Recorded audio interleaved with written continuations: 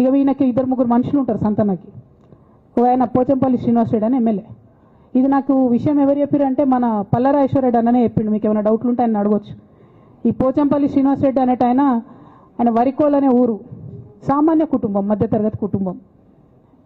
ఇవాళ అక్కడ ఆయన శ్రీమంతుడు అని పిలుస్తారు పోచంపల్లి శ్రీనివాస్ రెడ్డి గారిని.